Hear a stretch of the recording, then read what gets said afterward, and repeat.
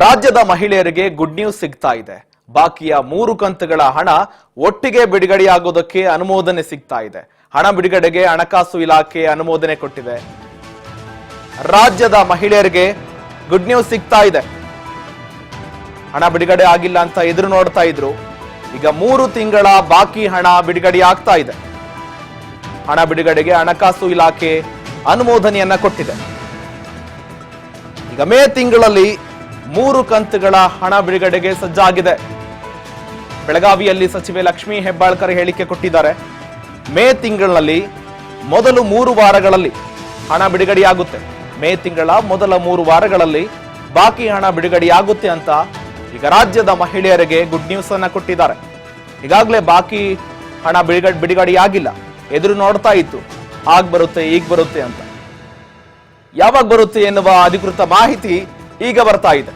ಮೇ ತಿಂಗಳ 3 ಕಂತಿನ ಹಣವನ್ನ ಮೇ ತಿಂಗಳ 3 ವಾರಗಳಲ್ಲಿ ಈಗ ಬಾಕಿ ಇರತಕ್ಕಂತ ಹಣವನ್ನ ನಾವು ರಿಲೀಸ್ ಮಾಡ್ತೀವಿ ಅಂತ ಈಗ ಬೆಳಗಾವಿಯಲ್ಲೇ ಲಕ್ಷ್ಮೀ ಹೆಬ್ಬಾಳ್ಕರ್ ಹೇಳಿಕೆ ಕೊಟ್ಟಿರುವಂತದ್ದು. ಈಗಾಗಲೇ ಗೃಹಲಕ್ಷ್ಮಿ ವಿಚಾರಕ್ಕೆ ಸಂಬಂಧಪಟ್ಟಂತೆ ಎಲ್ಲರೂ ಕೂಡ ಎದುರು ನೋಡ್ತಾ ಇದ್ರು, ಹಣ ಆಗ ಬರುತ್ತೆ ಈಗ ಬರುತ್ತೆ ಅಂತ 2,000 ರೂಪಾಯಿ ಹಣವನ್ನ.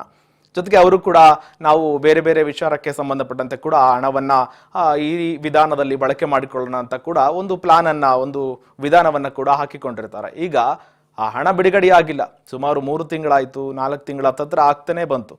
ಈಗ ಉಳಿದ 3 ತಿಂಗಳ ಹಣವನ್ನ ನಾವು ಮೇ ತಿಂಗಳ ಮೊದಲ ವಾರದಲ್ಲೇ ಎಲ್ಲ ಕ್ಲಿಯರ್ ಮಾಡ್ತೀವಂತ ಕೂಡ ಲಕ್ಷ್ಮೀ ಹೆಬ್ಬಾಳ್ಕರ್ ಹೇಳಿಕೆ ಕೊಟ್ಟಿದ್ದಾರೆ. ಈಗ ಒಂದು ಕಡೆಯಲ್ಲಿ ಕೂಡ ಈ ಹಿನ್ನೆಲೆಯಲ್ಲಿ ಕೂಡ ಒಂದು ಸಮಾಧಾನದ ಸುದ್ದಿ ಅಂತಾನೆ ಹೇಳ್ಬೋದು. ಈಗಾಗಲೇ ಆ ಹಣಕ್ಕಾಗಿ ಎದುರು ನೋಡ್ತಾನೆ ಇದ್ರು, ಬೇರೆ ಬೇರೆ ವಿಚಾರಕ್ಕಾಗಿ ಆ ಹಣವನ್ನ ನಾವು ಬಳಕೆ ಮಾಡಿಕೊಳ್ಳೋಣ ಅಂತ. ಈಗ ಜೊತೆಗೆ ಇದೇ ವಿಚಾರಕ್ಕೆ ಸಂಬಂಧಪಟ್ಟಂತೆ ಆ ಹಣವನ್ನ ಎಷ್ಟೋ ಜನ ಕೂಡಿಟ್ಕೊಂಡು ಜೊತೆಗೆ ನಾನಾ ವಿಚಾರಗಳಿಗೆ ಅವ್ರನ್ನ ಬಳಕೆ ಮಾಡಿಕೊಳ್ತಾ ಸ್ಕೂಲ್ ವಿದ್ಯಾರ್ಥಿಗಳಿಗೆ ಸ್ಕೂಲ್ ಫೀಸನ್ನು ಕಟ್ಟೋದಾಗಿರ್ಬೋದು, ಜೊತೆಗೆ ಮನೆಗೆ ವಿವಿಧ ಸಾಮಾನುಗಳನ್ನು ತಂದುಕೊಂಡು ಉಪಯೋಗ ಮಾಡಿಕೊಳ್ಳೋದಾಗಿರ್ಬೋದು, ಜೊತೆಗೆ ಬೇರೆ ಬೇರೆ ವಿಧಾನದಲ್ಲಿ ಕೂಡ ಆ ಹಣವನ್ನು ಬಳಕೆ ಮಾಡಿಕೊಳ್ತಾನೆ ಇದ್ರು. ಈಗ ಒಟ್ಟಾರೆಯಾಗಿ ಮೇ ತಿಂಗಳಿಗೆ 3 ಕಂತುಗಳ ಮೂಲಕವಾಗಿ ಕೂಡ ಆ ಹಣವನ್ನ ಬಿಡುಗಡೆ ಮಾಡ್ತೀವಂತ ಕೂಡ ಲಕ್ಷ್ಮೀ ಹೆಬ್ಬಾಳ್ಕರ್ ಬೆಳಗಾವಿಯಲ್ಲಿ ಹೇಳಿಕೆ ಕೊಟ್ಟಿದ್ದಾರೆ.